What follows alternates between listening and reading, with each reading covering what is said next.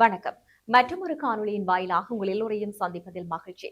தற்போது இலங்கை நாட்டினை பொறுத்தவரையில் உயிர்த்த ஞாயிறு தின தாக்குதல் சம்பவம் தொடர்பான விவகாரம் நாளுக்கு நாள் சூடுபிடித்து வருகிறது. இப்படி இருக்கும் நிலையில் தற்போதைய ஆளும் தரப்பு அரசு இந்த உயிர்த்த ஞாயிறு தின தாக்குதலினுடைய சூத்திரதாரி யார் என்பதை கண்டறிவதற்கான செயற்பாட்டில் மும்முரமாக ஈடுபட்டு வருகிறார்கள். ஆட்சிக்கு வரும்போது அவர்கள் சொல்லித்தானே வந்தார்கள் இந்த உயிர்த்த ஞாயிறு தின தாக்குதலினுடைய சூத்திரதாரி யார் என்பதை தாங்கள் வெளிச்சத்திற்கு கொண்டு வருவோம் என்று சொல்லி குறிப்பிட்டிருந்தார்கள். அதே போல அனுர அரசு தரப்பினர் இந்த உயிர்த்த ஞாயிறு தின தாக்குதல் தொடர்பில் பல கோணங்களில் உள்ள பல தீவிர நடவடிக்கைகளை முன்னெடுத்து வருகின்றார்கள். இப்படி இருக்கும்போது உயிர்த்த ஞாயிறு தின தாக்குதல் தொடர்பான விசாரணையின் அடிப்படையில் ஒரு 2 கிழமைக்கு முன்பாக இலங்கை நாட்டினுடைய முன்னாள் ஜனாதிபதி கோட்டாபய ராஜபக்ஷ அவர்கள் வெளிநாடு செல்வதற்கான தடையை நீதிமன்றம் பிறப்பித்திருந்தது. இந்த தடைக்கு பிறகு அவர் எப்போது வேண்டுமாக இருந்தாலும் கைது செய்யப்படலாம் என்ற மாதிரியான ஊகங்கள் எல்லோர் மத்தியிலுமே எழுந்திருந்தது.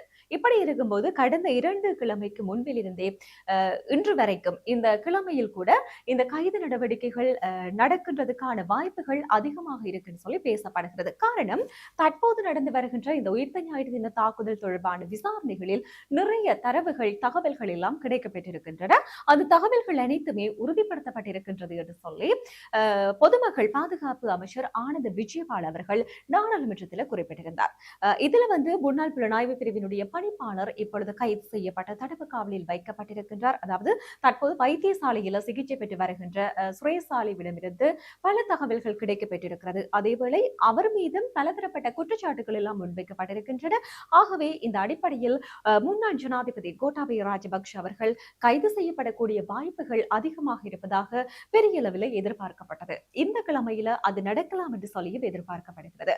ஆனால் நேற்றைய நாளை பொறுத்தவரையில் மிக முக்கியமான விடயம் நடந்திருக்கிறது. முன்னாள் ஜனாதிபதி கோட்டாபய ராஜபக்ஷ அவர்கள் தன்னை பயங்கரவாத தடை சட்டத்தின் கீழ் கைது செய்யப்படக்கூடாது, அதனை தடுக்கும் வகையில் குறிப்பாக உயிர்த்த ஞாயிறு தின தாக்குதல் தொடர்பான விசாரணைகளில் பயங்கரவாத தடை சட்டத்தின் கீழ் தன்னை கைது செய்வதை தடுக்கும் நோக்கில் நீதிமன்றத்தில் முன்முறையீட்டு மனு ஒன்றை நேற்றைய நாளிலே மேன்முறையீட்டு நீதிமன்றத்தில் சமர்ப்பித்திருக்கின்றார். முன்னாள் ஜனாதிபதி கோட்டாபய ராஜபக்ஷ அவர்களினுடைய சட்டத்தரணி மூலமாக இந்த மனு தாக்கல் செய்யப்பட்டிருந்தது. இலங்கை நாட்டினை பொறுத்தவரையில் முன்னாள் ஜனாதிபதிகள் கைது செய்யப்படுவது என்பது இதுவரைக்கும் கடந்த காலங்களில் இல்லை என்று சொல்லலாம். ஆனால் இந்த அரசாங்கத்தில் தான் ஜனாதிபதி ரணில் விக்ரமசிங்க அவர்கள் அரச நிதியை முறைகேடாக பயன்படுத்தி வெளிநாட்டிற்கு பயணம் செய்திருந்த குற்றச்சாட்டின் அடிப்படையில் கைது செய்யப்பட்டு அவர் விளக்கமறியலிலும் வைக்கப்பட்டிருந்தார்.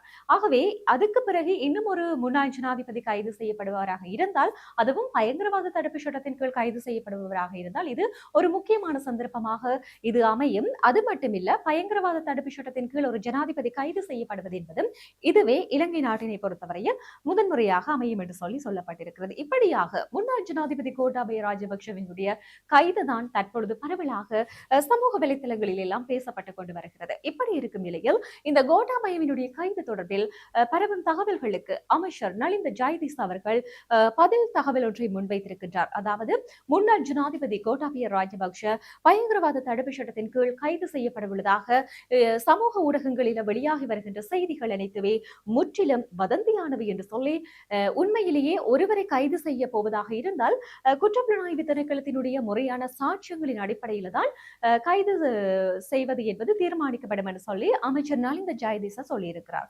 அதுவும் நேற்றைய தினம் கொழும்பில் நடைபெற்ற அரசாங்க தகவல் திணைக்களத்தில் நேற்றைய தினம் இடம்பெற்ற அமைச்சரவை தீர்மானங்களை அறிவிக்கும் வாராத ஊடகவியலாளர் மாநாட்டில் தான் அவர் இந்த விடயத்தை தெரிவித்திருக்கிறார். அதோட இந்த உயிர்த்த ஞாயிறு தின குண்டு தாக்குதலுடன் அவருக்கு இருக்கும் தொடர்புகள் குறித்த விவரங்கள் தற்போதைக்கு என்னிடம் இல்லை என்று சொல்லியும் அமைச்சர் குறிப்பிட்டிருக்கிறார். ஒரு குற்றவியல் விசாரணை முறையான திசையில நகரும் போது அந்த உண்மைகள் தங்களை நோக்கி வந்துவிடுமோ என்ற பயத்தின் காரணத்தினால்தான் சிலர் இவ்வாறு பதற்றமடைந்து நீதிமன்றத்தை நாடக்கூடும் என்று சொல்லியும் இந்த சந்தர்ப்பத்தில் அவர் சொல்லியிருக்கிறார்.